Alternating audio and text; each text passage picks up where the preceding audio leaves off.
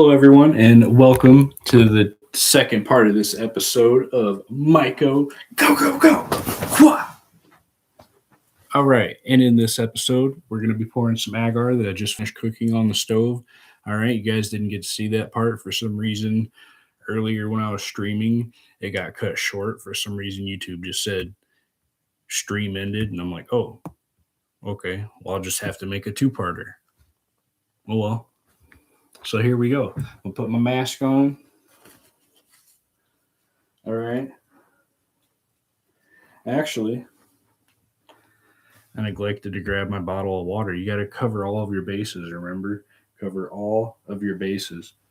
While I go do that, I'm going to let you guys at least get to look at the new Stiller box. Well, it's new. It's pretty much new. Got to see it in the last episode.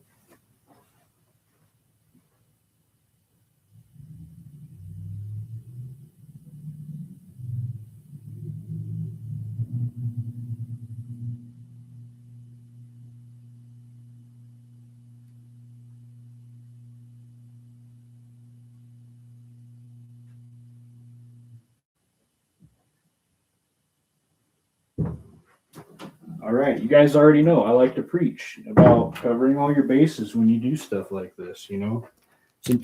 It's important. You got to cover all your bases, all right? Get your drink of water, get your hydration, go to the bathroom, you know, eat and then brush your teeth. Take a shower and put fresh clothes on if you can.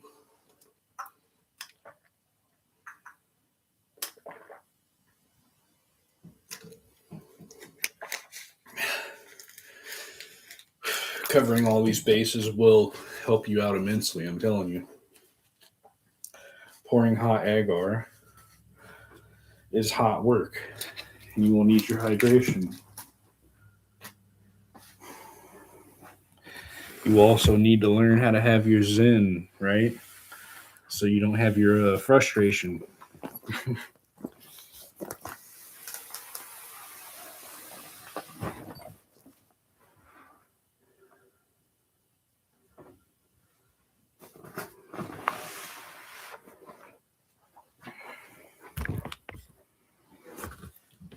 All right, get that adjusted so that pesky light isn't in the camera's view. So I'm sure that would be annoying, right? Let me make sure I did turn my brightness back up. I did. All right, good.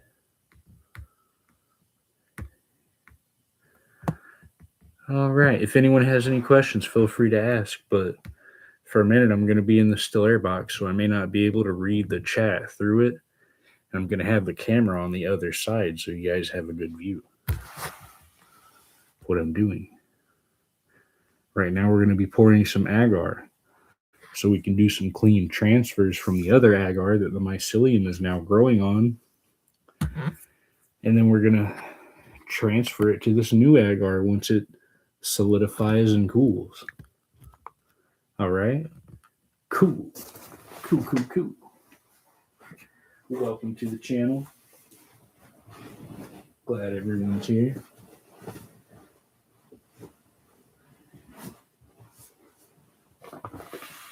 And here we go. Part two.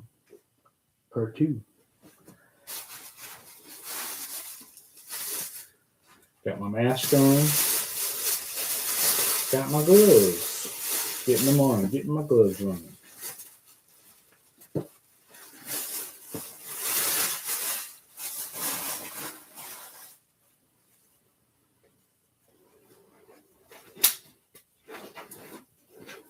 How do you guys like my Stiller box? Pretty neat, huh? Pretty handy dandy. Pretty cool. Pretty shway. You guys ever watch that show, Batman Beyond? It's like set in the future where Bruce Wayne is old, and the new Batman is this guy named Terry McGinnis.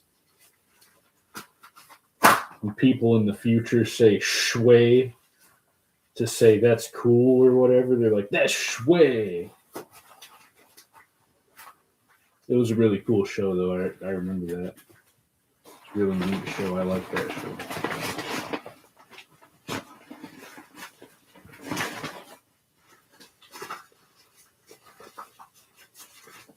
All right, so now I got my double set of gloves on.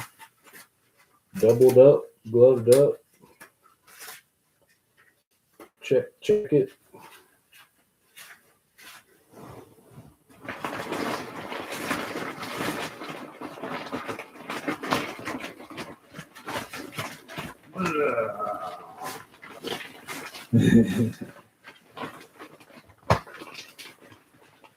%, isopropyl. Oh yeah, we're gonna put this stuff kind of to the side. We don't need all this stuff. All up in the way, Jose.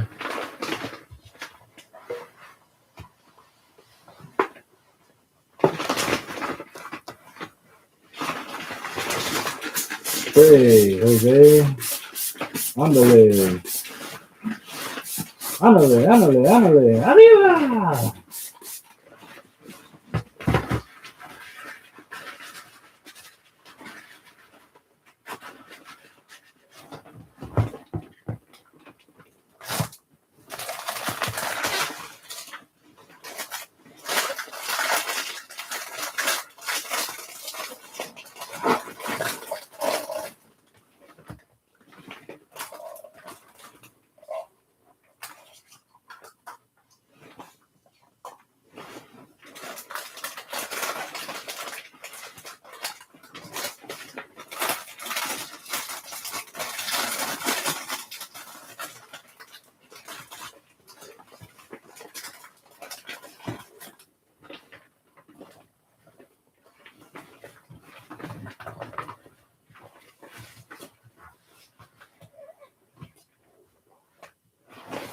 I have these hot jars sitting on a silicone oven mitt so I'm not melting any plastic or whatever. Just make sure you cover all your bases. All your bases. Doesn't even necessarily make sense in this context. But oh well. I gotta learn how to edit videos, for one thing. It's a good idea to mix your agar even after it's done cooking, because it can separate. You can see at the bottom it can start to it can separate a little bit. So when you get done cooking it, whether it's with a pressure canner or not, you want to take the hot agar and mix it up. But I'm also trying to be careful not to mix it too much because I have a filter patch and a modded lid on here with a filter patch.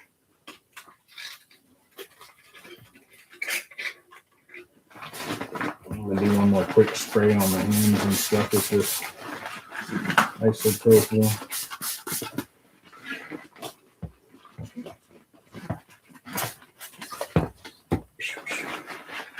Pew pew.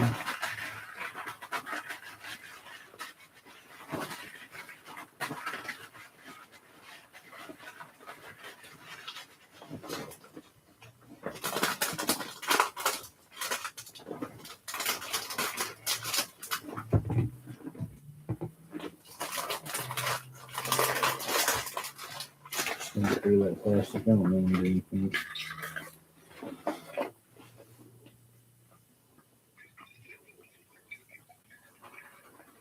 All right, now we're gonna start pouring. I was trying to go kind of slow on purpose to give the alcohol time to take effect and all the heavier particles to kind of get stuck to the alcohol on the walls of the still air box, and also just for the heavier particles to kind of settle. Now's the time you don't want to be creating too much air movement unnecessarily in your still air box, other than if you need to stir your agar a little bit. But still, when you're doing that, try not to make too much movement if you can help it.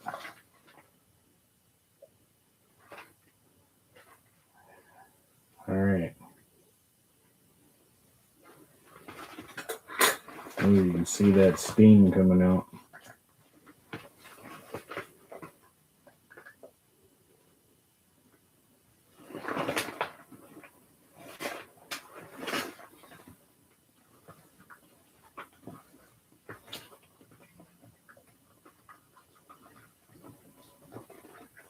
Give me the cup.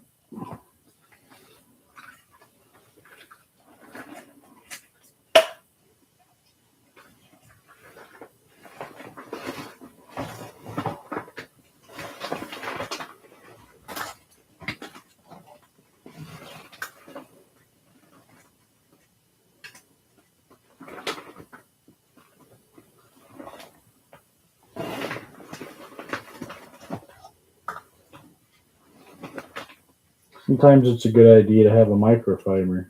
If you need to wipe down some agar spillage, get you a clean microfiber you can spray with isopropyl and then rub down any crap any spillage.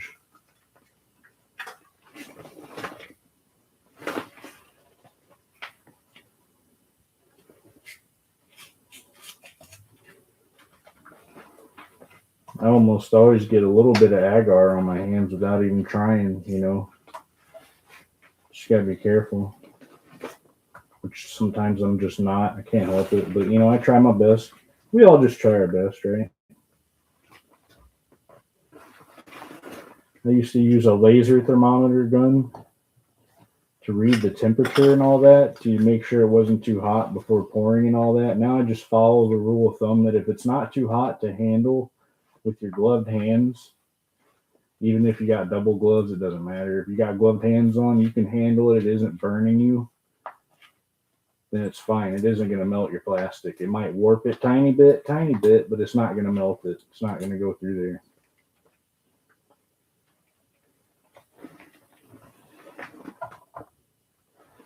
I wouldn't stack these ones more than 2 or 3 high. Otherwise, you got to worry about them tipping over.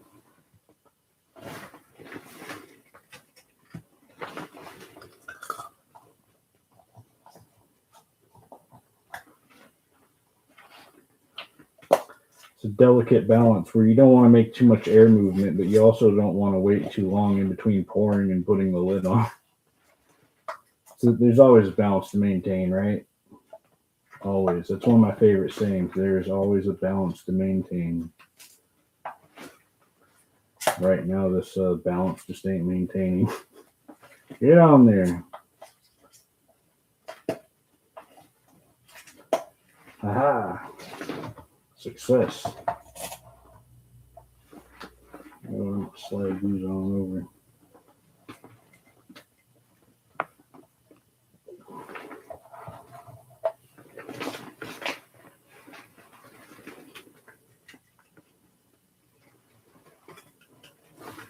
Really ain't got to put much agar in here, to be honest.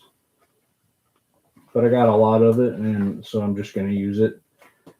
If you use too little, it will dry out pretty quick, and it may not even be useful. So you don't want it to be like paper thin, right?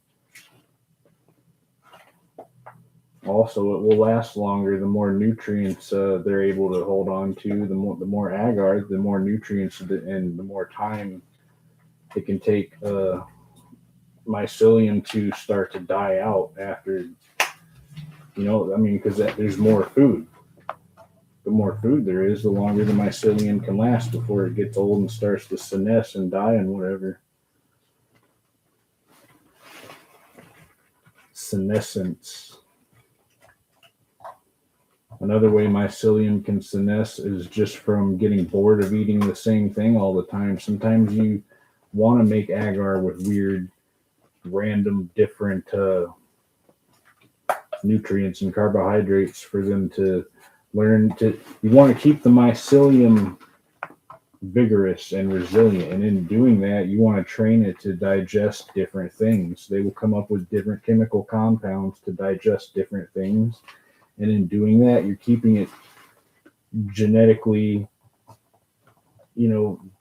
vigorous. You don't want it to get bored and just give up on life. In other words, you want to give it some challenge, something to overcome. They will return the favor with that vigorous growth. Trust me. There's this one guy on YouTube. He even puts dog food in his agar. It works. Like I keep saying, mycelium can be trained to digest and live on just about anything. Just have to do it in the right way. You have to understand how the fungus is like this alchemical factory. It's able to train itself to learn how to make new chemicals to digest things it wouldn't otherwise be able to or know how to digest and live on. Pretty cool.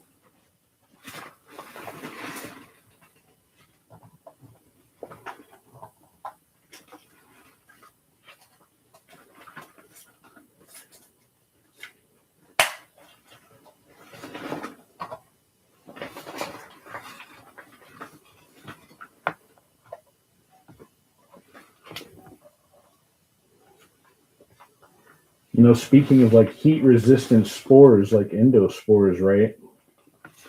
There's also spores that in their spore form anyway, they're highly resistant to things like radiation and gamma rays and all the harmful uh, energies and stuff that are out in space. Which I think honestly just gives more credence to the whole panspermia theory, where life could have easily been seeded on this planet from something like some really resistant endospores, right? That in their spore stage can resist all these very harmful rays and radiation and heat and cold. All these harmful things out in outer space. Who knows? Our world could have been seeded by some kind of highly resistant spore, and then life began that way. Who knows? It's plausible, I think, the more I learn about fungus and life. Or some kind of highly resistant microbe like a tardigrade. Oh, shit. Knocking lids everywhere. The lid, Patrick! The lid!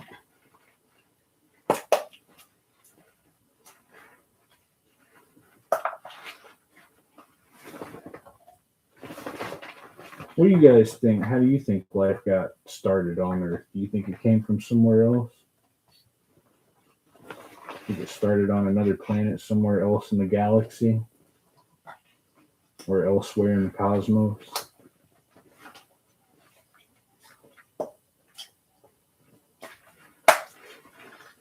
I think it's plausible. I think it's entirely plausible.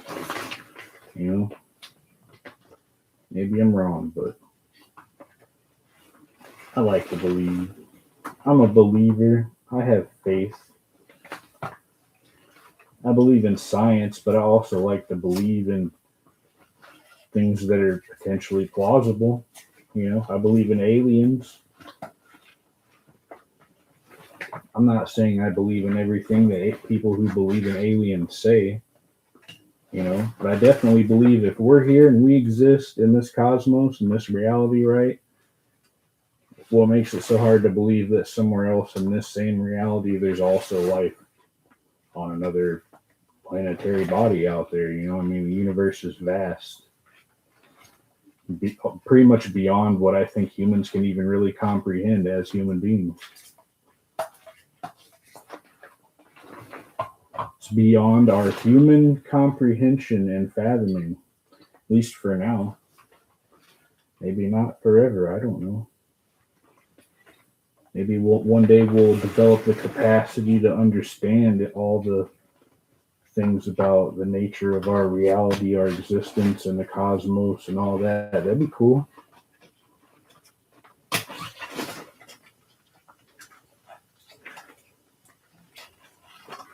One day in the far, far away future.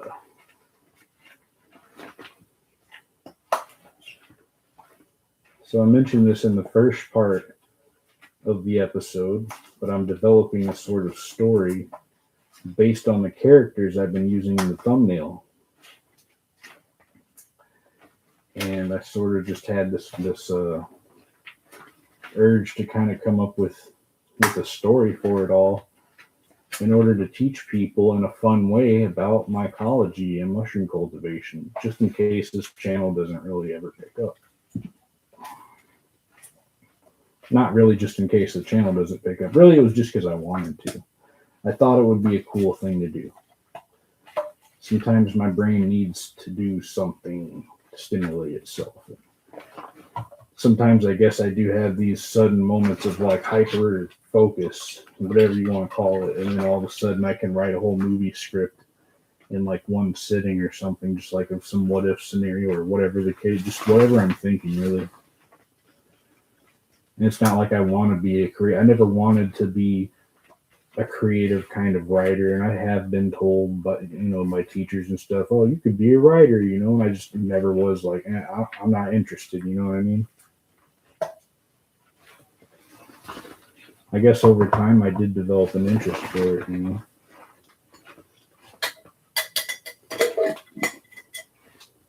So that's all the condiment cups. Now I'm going to do this jar that I've sterilized as well, so I still have enough to do it.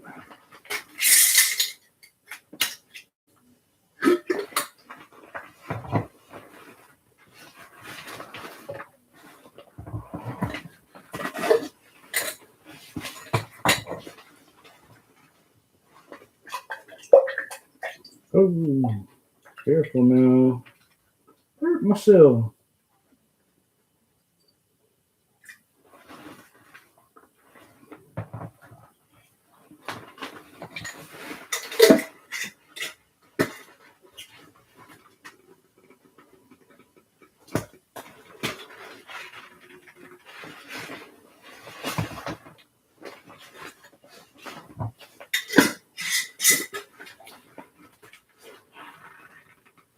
And because these are somewhat tall jars, I'm going to kind of set them sideways.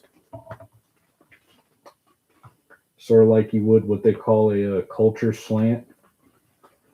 So that there's easier access to these agar jars.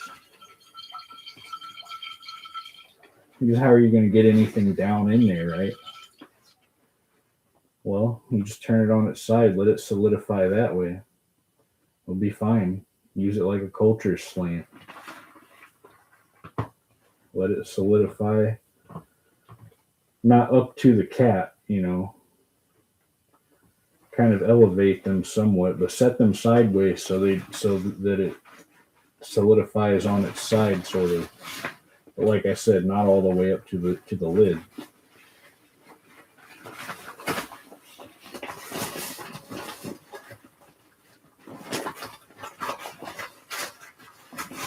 All right, I think that went well. We're done here.